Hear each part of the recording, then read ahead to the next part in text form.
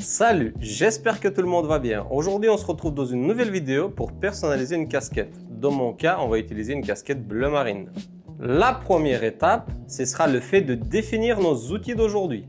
Il s'agit de notre matière première, donc la casquette bleu marine. L'outil numéro 2, ce sera notre cadre pour les casquettes. Et évidemment, l'étape numéro 3, le choix de ses couleurs.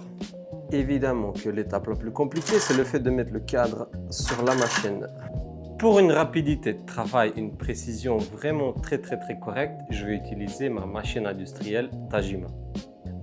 Pourquoi est-ce que je dis que c'est une facilité? Premièrement, j'ai un écran tactile où je vais pouvoir jouer avec le sens, les couleurs de mon dessin. Deuxièmement, j'ai les 8 couleurs qui se trouvent là derrière, donc je peux mettre 8 bobines de 8 couleurs différentes pour réaliser des dessins très précis.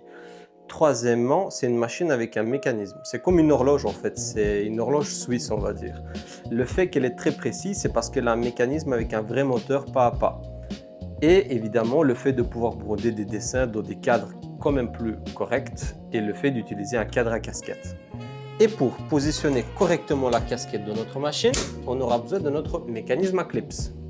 Et l'étape suivante, on va mettre la théorie en pratique. Donc on vient fixer notre casquette sur notre cadre.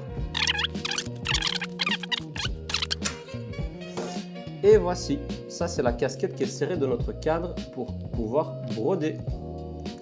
Et maintenant, on va tout simplement mettre notre casquette sur la machine.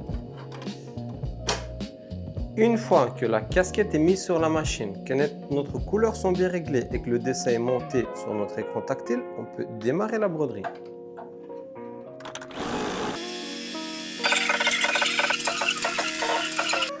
Et voici un aperçu de notre casquette qui est finie avec un effet 3D, donc c'est le fait de sentir une surépaisseur sur les lettres. Sur le côté, on a un accessoire métallique sur un aimant, donc dans ce cas-là, je peux mettre le dessin de mon choix.